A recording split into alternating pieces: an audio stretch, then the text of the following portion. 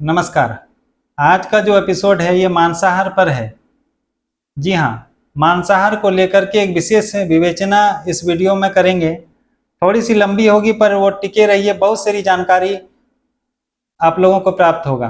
इसमें आप लोग देख पाएंगे कि कब मांस विष के समान कार्य करता है, किस बीमारी में मांसाहार खा सकते हैं, कौन सी मछली खाने से बीमारी ठीक होती है, क्या जीभा किया हुआ मीट सही है या झटका मारा हुआ या काटा हुआ मीट सही है, कौन सा मांस श्रेष्ठ मांस है, आयुर्वेद में मांस खाने का निर्देश क्यों है, क्या हिंदू धर्मशास्त्र मांस खाने के लिए बताया है किसी शास्त्र में। तो इन सभी बातों पर चर्चा करेंगे और जानेंगे कि आज के समय में जो शराब के साथ में मांस खा रहे हैं, आदि आदि बहुत सारे प्रकरण इस वीडियो में कवर करेंगे। निश्चित आगे बने रहिए। आप लोगों, आयुर्वेद न तो शाकाहारी है न मांसाहारी है, यह स्वस्थाहारी है। इसमें न किसी का सपोर्ट कर रहा है न किसी का विरोध कर रहा है। जीवन को बचाने के लिए, जीने के लिए जो आवश्यक चीजें हैं उनको निर्देश किया है। सभी का गुण धर्म बताया है, चाहे पेड़ पौधा, पशु पक्षी, मनुष्य, विष का भी गुण दोष बताया है, मांस मछली सभी का गुण दोष बताया है। आयुर्वेद में 8 प्रकार के मांस वर्ग का निर्देश है, जिसमें जलचर, थलचर, वनचर, आकाश में रहने वाले, धरती के भीतर रहने वाले, रेगिस्तान में रहने वाले, दलदल में रहने वाले, इस तरह के करीब 8 मांस वर्ग का उल्लेख आयुर्वेद के अंतर्गत में आता है, जिसमें मांस को खाने से मांस बढ़ता है या मांस का पोषण होता है, और जिसमें जवान बकरे को खाना चाहिए या फिर बूढ़े जानवर को खाना चाहिए, मृत जानवर को खाना चाहिए, ऐसे भी वो सारा वो प्रकरण आया है इसमें। अब इसके साथ मांस खाना चाहिए, किसके साथ मांस खाना चाहिए, किसके साथ मांस नहीं खाना चाहिए,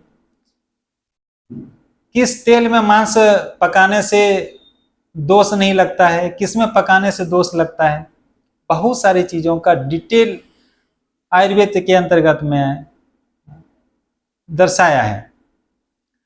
मांस खाने के लिए आप लोग तो लाभ जानते होंगे कि इसमें विटामिन B12 की कमी को पूरा करता है, शरीर बलवान बनाता है, निडर बनाता है, मज्जा धातु का पोषण करता है, प्रोटीन की कमी को पूरा करता है।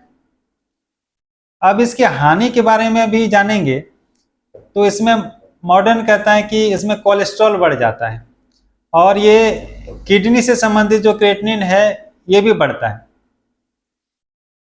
2 चीज है इसमें कि कोलेस्ट्रॉल केवल जानवर बना सकता है, जो जीव है उसमें ही कोलेस्ट्रॉल बनता है, किसी साग सब्जी वनस्पति में कोलेस्ट्रॉल नहीं बनता है। दूसरा है क्रिएटिनिन। क्रिएटिनिन भी जो है केवल मसल्स ही बना पाती है। तो अगर इन सभी से संबंधित बीमारी है, जैसे CKD है, आपको कोलेस्ट्रॉल की समस्या, हार्ट की समस्या है, तो इसमें अवॉइड करना चाहिए इसको। यह कैसे कर पा रहे हैं, क्योंकि जानवर जो लोग खाते हैं उनको यदि आप कोलेस्ट्रॉल जांच कराएं, या अभी प्रैक्टिस के दौरान में कई CKD का पेशेंट आता है, अगर वो लोग मना करने के बाद में भी वो मांसाहार सेवन करते हैं तो निश्चित तौर पर उनका क्रिएटिनिन बढ़ता है। अभी रुकिए, पूरी वीडियो सुनिए, बहुत कुछ बाकी है इसमें। किस किस बीमारी में इसे खा सकते हैं ये बताएंगे।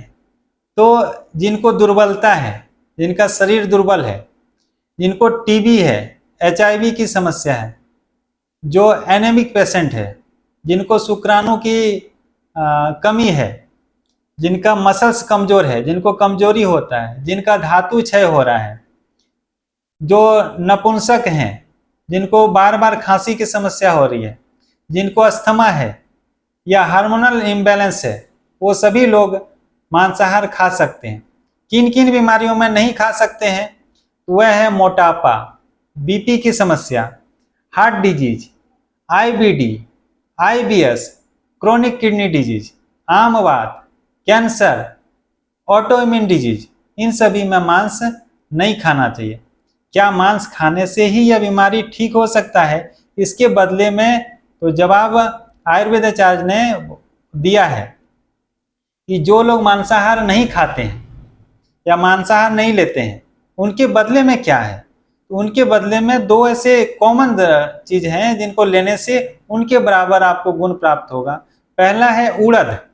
उड़द को आयुर्वेद में मांस भी बोलते हैं। और दूसरा है कुमारी। कुमारी यानी घृत कुमारी के गुदा को यदि लेते हैं तो उसके समान ही वो आपको बल मिलता है, मांस के समान ही आपको वो सारा कुछ उसमें मिल सकता है।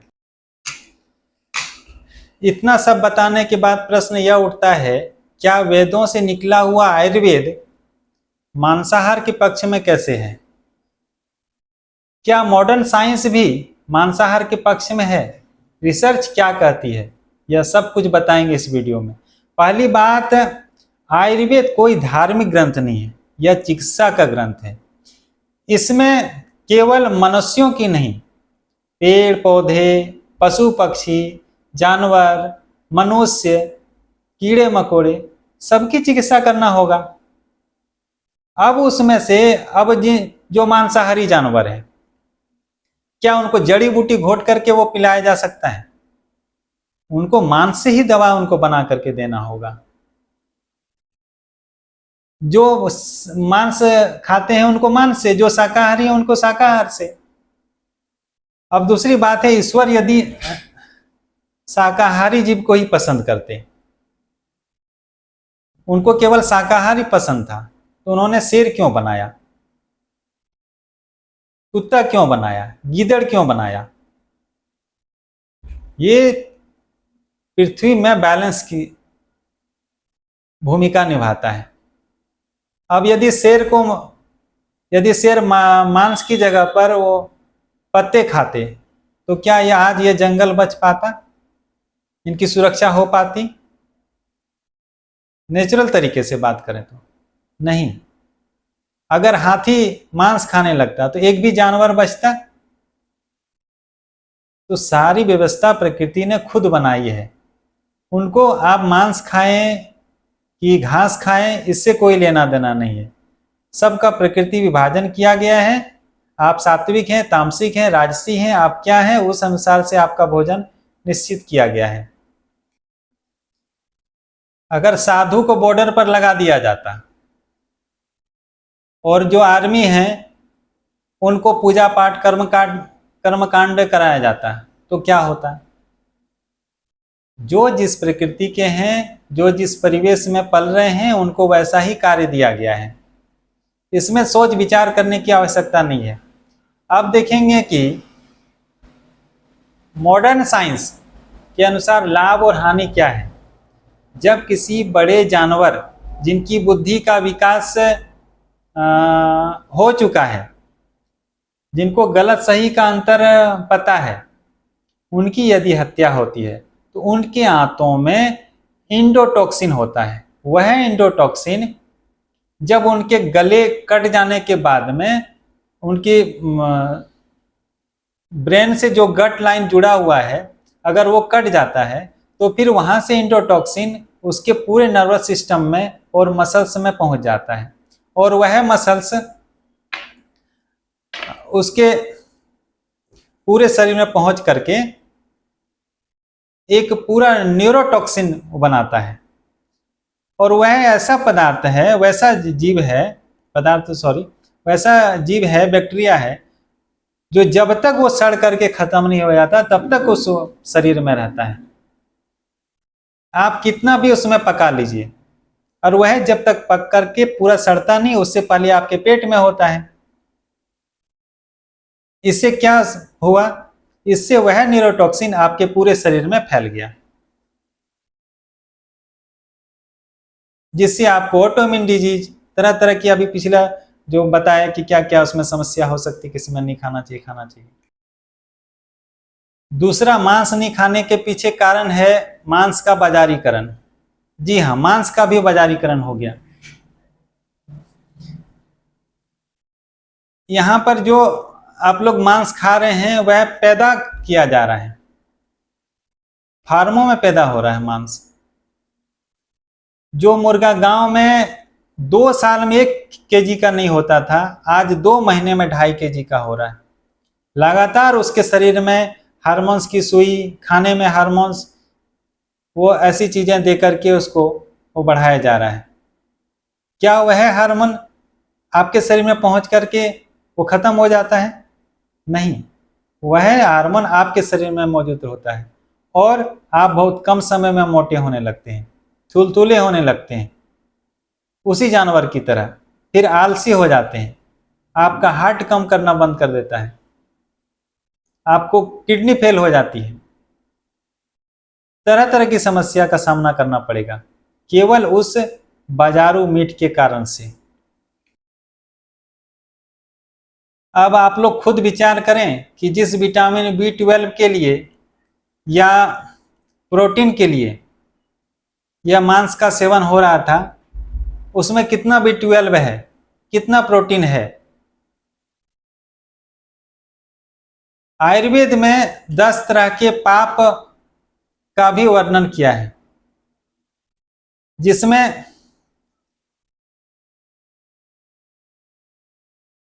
आजीविका चलाने के लिए किसी जीव की हत्या करना यह पाप है। अपने जीव की स्वाद के लिए किसी की हत्या करना यह पाप है।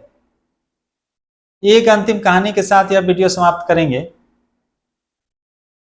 मेरे पास में एक पेशेंट आया, स्वित्र का, सफेद कुष्ठ का। उनसे पूछे आपको कितने समय से यह समस्या है? तो उन्होंने बताया मुझे 3 साल से यह समस्या है। बोले पहले आप काम क्या करते थे? तो उन्होंने बताया मैं मार्केट में 20 साल तक वो बकरे को काट करके बेचा है। और बोले अभी क्या कर रहे हैं? तो बोला अभी शरीर में ताकत नहीं है तो अभी मुर्गा काट करके बेचता हूँ। बोले आपका यह रोग कभी जीवन में ठीक नहीं हो सकता है। करीब 50 के करीब में, 60 के करीब में उम्र था।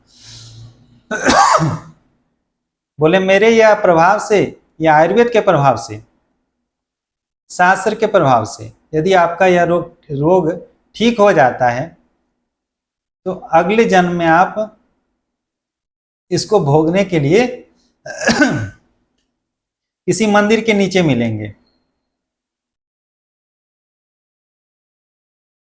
आप लोग खुद विचार करें, आयुर्वेद मांसाहार के पक्ष में है, शाकाहार के पक्ष में है, क्या है, नहीं है। धन्यवाद।